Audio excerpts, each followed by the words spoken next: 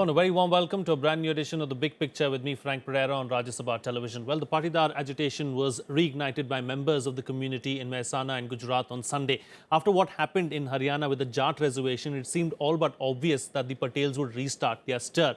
On this edition of The Big Picture, we'll take a deeper look into the problem at hand. Joining me on the program today to talk about this is Aditi, Phadnis, political editor of the Business Standard, Ajay Gudavarthy, assistant professor, Center for Political Studies, JNU, Omveer, Singh, Mandaar, president, OBC Reservation, Raksha Samiti, and Supreme Court advocate. And also with me on the program is Gopal Krishna Agarwal, national spokesperson of the BJP, and we'll be joined on the phone line by Mr. Dilip Patel, who is an MP of the Lok Sabha for the BJP.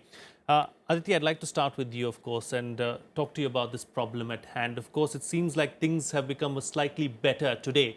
But after seeing what happened in Haryana and with the Jats, did you also believe that the Patels would reignite their stir because the Jats got what they wanted at the end? Well, I didn't expect it, to be honest, because my impression was that some kind of an agreement has been reached with the Chief Minister. What on the basis of phone calls to Gujarat today, I find that actually what has happened is that there seems to be two sets of leaders pulling in different directions. The middle-aged leaders of the Patel community are not in favor of continuing this kind of agitation, but the younger people with whom Hardik Patel, who's the leader of the agitation, the public face of the agitation, seems to be in constant touch with these younger people. And this group is in favor of taking the agitation further and deeper. So, when there is this kind of a fractured leadership, it always leads to problems. Let's bring in Gopal Krishna Agarwal of the BJP into the picture now and find out, of course, what the BJP is doing to try and control the situation and try and ensure that the Patels, of course, do not agitate like this in the near future again. Actually, for us, it's only a law and order situation. We have to deal it in that way. It's because actually these kind of reservation etc. demand are coming out from various quarters across the countries, but they have to be taken in the larger picture where economic requirement does take into consideration these issues. If they do need reservation or not, they have to be taken care of. But demanding reservation and demanding for their rights or various issues is different thing, but you cannot take law and order situation. So at present, the whole situation will have to be dealt it so that the agitation doesn't get violent, and that control is required. And for that, the Chief Minister is taking steps, and even Rajnath Singh ji yesterday talked to the Chief Minister, and the today's situation shows that the position in ground is under control. So when there has to be talk, definitely if they demand, there will be the Chief Minister, and at various levels there with the leaders already this discussion was scheduled. So it will go on, and whatever solutions and things come out, that will be taken care of. You know, I'm going to talk to you about this in a little more detail in just a bit, but let me go across to Dilip Patel on the phone line because he's with us only for the next 5 minutes. Mr. Patel, what are the main demands really as far as the Patel community is concerned, and how bad or how, how adamant are they on some of these demands being fulfilled?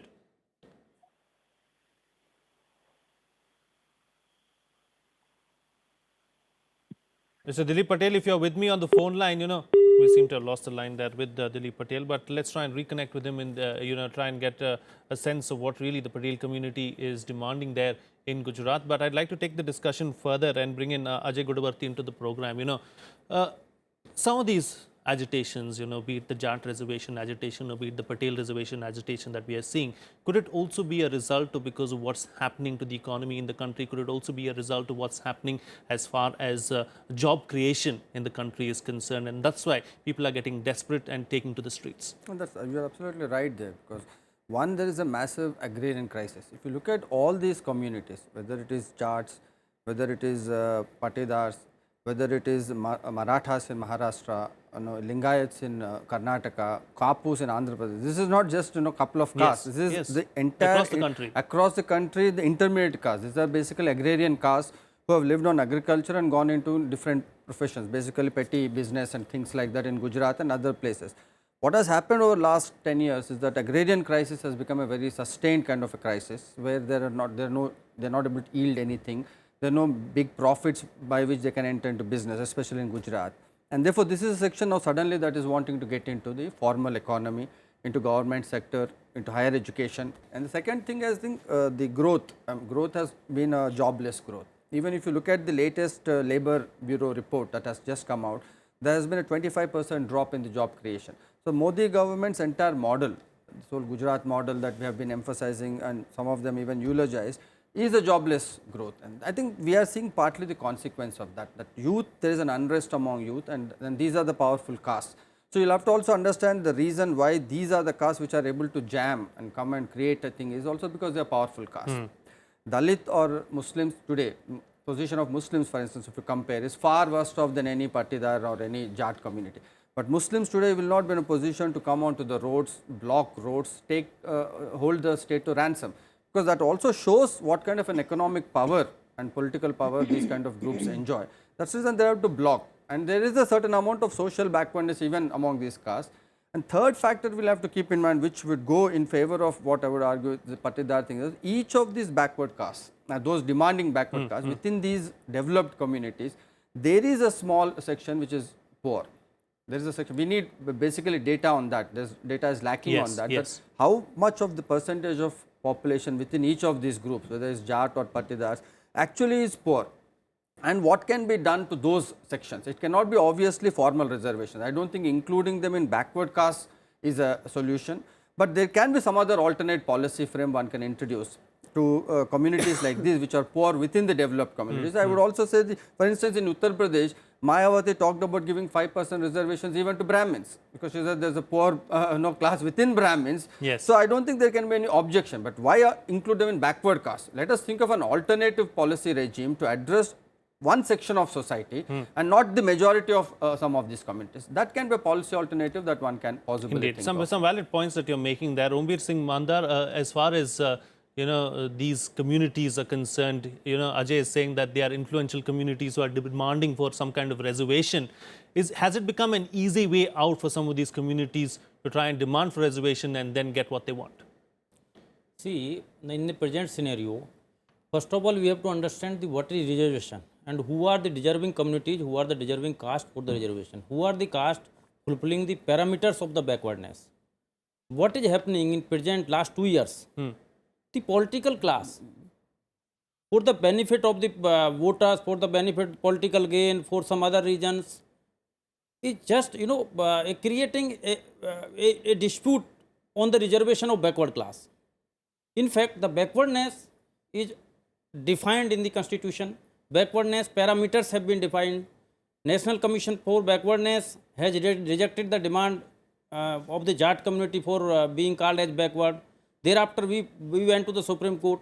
The Honorable Supreme Court rejected their demand. And after this completion of this all things, the Haryana government, on a violative agitation, bow down before a community, bow down before a group of pupils, bow down before a, you can say it's a criminal act, and totally failed in maintaining law and order.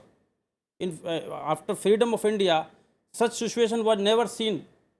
And in those days, the government agreed to their demand, what they were demanding, on the basis of gunpoint, on the basis of their powerful agitations.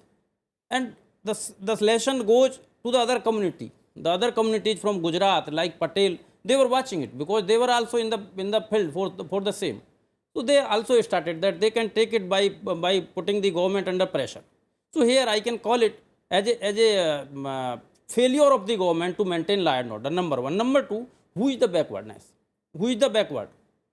Whether a person, just now Mr. Agarwal said that the poor people or economic people, weaker people should get the reservation, something he was giving the inference to that direction. Let me clear that backwardness in our constitution is a social backwardness and a educational backwardness. And the communities, those who are educationally and socially backward, they were considered as backward by the Mandal Commission, and basis on that, a 9 judges bench called the Indira Sahani case laid down the procedures and parameters how a person or a community to be assisted backwardness. And thereafter, a act was enacted, that is NCBC Act 1993. That is also laid down everything very clearly. But the present governments, I am not blaming one government, all the political classes, leaving apart the all legal parameters, leaving apart all the constitutional things, leaving apart all the honorable Supreme Court judgments, they are bowing down before the a class of group and the political leaders sitting on the constitutional post, especially from the Jat community. They are openly supporting a particular caste. It's a clear-cut violation. It is a clear-cut failure of the constitutional machinery. Okay. Let me take that to Gopal Krishna Agarwal and see what he has to say. 2 points coming out of this, Gopal Krishna, is that the fact that economics has nothing to do with backwardness according to the constitution is what the Supreme Court advocate is saying, and it was a wrong precedent set by the Haryana government to give the Jats what they wanted in Haryana, and that is going to lead to several other communities coming out and protesting on the streets, is what he has to say.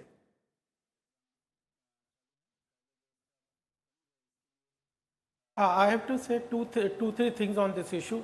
Because reservation is a complex issue, we have to see in a broader picture. One thing is, I agree that economic consideration is not the only consideration for reservation. And I fully agree and endorse that there are other consideration of social upliftment, empowerment, etc. All have to be clubbed together to consider whether a community or a caste needs reservation or not. That is very important. Every caste has a right, it can agitate or demand for reservation, but it is for the government to decide whether it needs that caste, particular caste requires the reservation or not. It is the prerogative of the government to decide, and those considerations are not only should be economic, but their upliftment, their social status, various other issues have to be considered. Therefore, merely agitation or demand does not qualify a caste for reservation. Government has to take it as a law and order situation, control violence and not let law and order go out of its hand. That is being done in this case. Even if they demand, that will be taken care of. Second important thing is, slowly we have a history where this reservation has become a tool for vote bank politics. That also, this history of vote bank politics with regard to reservation is somewhere harming the whole debate, and it is becoming very difficult for government and the people to take particular stand on particular issues. Therefore, this is a complex issue.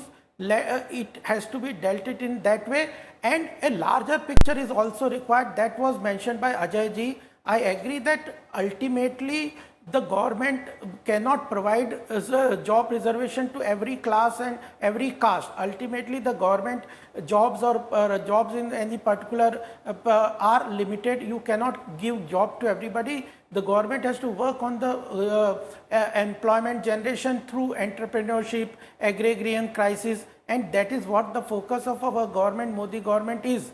We want to create jobs through skill development in the private sector, entrepreneurship, stand-up, start-up India, agriculture, development in the rural areas, alternative employment opportunities in the rural areas. When you combinedly take the economic development of the country as a whole and take it to the last mile, then this problem will be ultimately solved. In the meantime, these kind of agitations will be going on. They have to be dealt by the government in various levels. If their demands for reservations are genuine, they have to be met. If they are not genuine, they have to be controlled, and their ultimately no caste should be allowed to have violence. So these are the things and situation across the states, across the caste, across these are very important, and we are taking a comprehensive view. Therefore, people should not sit on judgment on particular decision of the government in particular state. The same stand will be taken in different states. There are different situations, different historical background. These are important. We are considering, and we know that ultimately reservation is for the upliftment of upliftment and empowerment of social status and the caste. Okay. It is not merely economic agenda that has to be taken care of. Interesting what you said there. You said that the government knows what it's doing and it is going to take on the case, as and when it happens, and look at these things from a case-to-case basis. And you also said that reservation has become a tool for vote bank politics. But yes, Omveer Singh, you wanted to make a point. I agree. Mr. Agarwal said that it is a prerogative of the government to whom reservation is to be given or not to be given. But Mr. Agarwal, there is a procedure. There is a law laid down that how the backwardness is to find out. There has to be a survey carried out all over the India. If you take in that way, the people, the political class people, without carrying out any survey, without meeting the parameter of backwardness, you or the government is not competent to give a reservation. That's the government, without carrying out survey, it's illegal. It's a violation of the government's own laid out rules and regulations. Secondly, this problem is not today's problem. Earlier, the state governments in so many states, if I take an example of Jat community itself, they have been included in the backward classes illegally by violating all the parameters of law without carrying out any survey, only on a simple pronouncement in a public rally that we are going to give you this reservation because the election is coming on your head. So my request to the political class is, please carry out survey all over the India, meet all the parameters of the backwardness and find out if a new class has emerged as backward, please include them. And also you can find out the classes and the group and the caste which has come up from the backwardness. But those are things you are not carrying out. You people are playing the politics, people are dying, and the persons, those who are not even backward, those who have no concern in Haryana, they have been looted, they have been, what not happened with them, you all know better. Okay. And lastly, I will like to request the political class, please don't allow such groups in India, otherwise there are further problem is going to take place. Like Rajput also can raise, they are also poor, they can also demand the reservation. Okay. Brahmin also poor, they can also demand the reservation. So please look into the law and order, please be sincere to the constitution. Okay, before he responds to that, let me bring in Aditi also into the picture. You know, couple of things that I wanted to speak to you about, Aditi. Reservation has become a tool for vote bank politics is what the BJP spokesperson said. So would you agree with that? And also, like what the Supreme Court advocate here is saying, that, you know, we're going to see much more of this in the coming days because it's become an easy way out for several communities. Well, I wouldn't say easy way out, but the thing is that when young people see, in Gujarat for instance, a medical seat is, the entire medical education expenses are free for Dalits, they are free for OBCs, but groups like the Patels have to pay a lot of money to get medical education because they can't get admission in the government run medical institutions. They have to go to the private. The private charges them even more. So there is a building up of resentment over a period of time, and it's not, you cannot deny that socially Patels may be backward. Economically, lots of them are backward. They are deprived. There is a solid core of Patels who find it difficult to eke out a living. Not all of them are mom and pop store owners in the US or motel owners in the US. But that's the case with many of the other communities sure, as well. Sure, but they are also important and politically powerful. So I wouldn't say it's just merely vote bank politics, but certainly if you want our votes, as Mayawati said, then you have to listen to us and do what we tell you to do. Indeed, indeed. So I don't think any political party is immune from these pressures. You know, so Ajay Gudavarthy, at the end of the day, it is the person who has nothing really and who really deserves some kind of reservation ends up getting nothing at all. No, that's one side of the story, but if you observe what Mr. Agarwal said very carefully, the logic they are trying to develop is that in entirety reservation itself is a problem. So there is BJP is trying to revisit this reservation questions but for wrong reasons. And if you see their entire governance over last 3 years, they have been doing this. On the women's question, they raise right questions that Muslim women do not have certain rights like entry into mosque, for instance. But taking that as an excuse, they would want to have uniform civil code, without discussion with the Muslim community. Similarly, with the reservation policies, these are genuine problems, and reservation policy was never meant as a hold-all policy to cover all problems of all Yes. communities, economic, social and political. This is a very specific policy that was formulated for specific sections of society. I think this also BJP is now trying to use up. For all you know, there is a silent support of BJP to the Patidars in Gujarat. I don't think it's a confrontation between, if you see Mr. Agarwal's statement, read it carefully, he doesn't have contempt towards what Patidars are doing. He's saying we are only treating it as a law and order problem, but it's a genuine problem. We have to look at reservation. This is the general logic that BJP is building. For all you know, the way they have supported Jats in Haryana, they also have a silent support to Patidars. BJP is in favor of that movement because the consensus that they want to create in this country is that reservation as a policy, quota system in general is problematic. This is what even the RSS chief in another context said. And they are raising certain right issues for wrong reasons. That is the problem in democracy. And how do you get into the question of intention? You have to only take face value of what they are saying. That there are economically weak sections in many forward castes, as I said, including Brahmins. Now the problem is, can we deal with all of this through reservations? So for that, BJP is telling we are looking at stand-up and start-up policies, which are very long-term policies, whose impact we are not going to see for maybe next 10-15 years. But since democracy is vibrant in India and people are able to mobilize, and it's also a number game, and Patidars know they have quite a substantial number, they can decide who will come to power next, they are laying this kind of a pressure. Now the question is, how do we settle this? That when you have a genuine cause of a certain smaller section of population in each of these communities which are genuinely poor, which lack opportunities, which do not have enough money to get into formal education, which do not have money to either get into business or into agriculture. So they are completely logged, like with Brahmins, one section of Brahmins, completely logged from all sides, you don't have any resources. In that context, now the kind of policies the government should be intervening is not to say that we'll expand OBC and make everyone bring it OBC. Point is to have alternative policies. You can have alternative policies through which each of the target groups within these castes can be uplifted through various policies. For that, a lot of work needs to be done, extensive One is surveys work, needs the to be other done. is not to target the legitimacy of reservation. That Indeed, is something we indeed. need to Very guard. valid points that you're making there. And Can I Mr. come? Agarwal, respond to this very quickly, and then I'll get final closing comments from all my other guests as well. Yeah, one thing whenever I want to tell is, whenever we talk on reservation, we are not objecting, we understand that reservation is the need of the hour. We are not revisiting reservation as such, it is required or it is to be done away with. When we are discussing reservations with the problem so that we improve the whole system and it is better targeted to uplift the objective for which it is made. And that will require to understand the complexities of the reservation. We are as such not against reservation. We understand that the reservation has played a very important role in the upliftment of so many castes in the society. It is needed, it should continue. But there are issues which has to be discussed and sorted out and segregated from merely demand and a proper understanding on what is required from the point of view of the government. You simply cannot give reservation based on demand. That's what I was trying to make of. Indeed. But alternatively, we are definitely trying to tackle the issue where you don't need reservations. Okay. All right. Final closing comments from all my other guests as well, beginning with you, Aditi.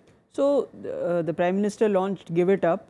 So I think everybody has to consider what they can give up, because this identity politics is there, it's a fact of life, but it can be the ruination of a lot of social groups. All right.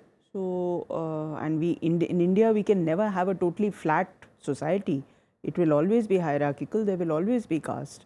But you have to come to terms with. Omveer Singh, final comments from you? I can say in this that I feel day before yesterday there was a statement from one Shankaracharya that reservation should not be there. So I feel it's a conspiracy being run by a group of politicians, that a backward class reservation should be abolished, or the scheme of constitutional scheme of reservation should be abolished. For that they are instigating the groups, strong groups in the society, to make the reservation very disputed issue, and then a concession can come from the public that okay, redecide it, reconstitute a reservation policy, or redecide how the reservation should be. So I smell a conspiracy among the political groups presently in the power, and reason behind it that the backward leaders of irrespective of parties are not speaking in favor of the backward.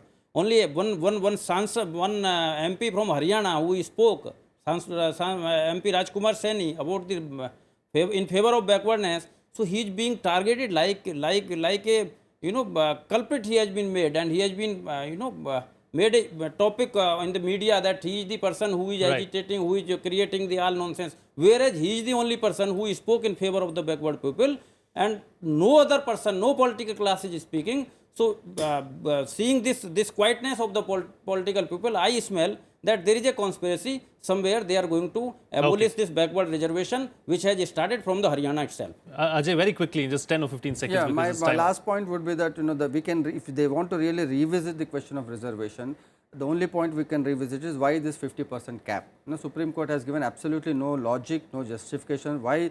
Because Karnataka has up to 16, Tamil Nadu has up to 69%. Yes. So if BJP wants to revisit to make it more inclusive, one immediate way without hurting the other social groups, other existing backward castes, is to open up that lock of 50%. 50%, yes. Reserve other groups, poorer sections and other so-called forward castes. That will be perfectly acceptable to everyone. Okay, remains to be seen what happens in the near future. We hope that this issue doesn't come up again, but I don't think we've seen the end of it. My last comment. Okay, yes, please. Go ahead. As far as BJP is concerned, we are for reservation. We understand, we know that reservation has done good for the society. It has uplifted many of the castes. So we are never revisiting reservation. We are whenever we are discussing, we are trying to make it more targeted to the actual person who deserves that. And we are not going to revisit reservation as such, and reservation is going to continue as far as our policy is concerned. Okay, that's the assurance from the BJP national spokesperson. So I hope that everyone on the panel here is reassured. Thank you so much, Ajay Gudavarthy, Omveer Singh, Mandaar, Gopal, Krishna, Agarwal and Aditi Phadnis for being with us on the program and putting things into perspective for us. That's all the time we have on this edition of The Big Picture. Thank you so much for watching. See you again next time.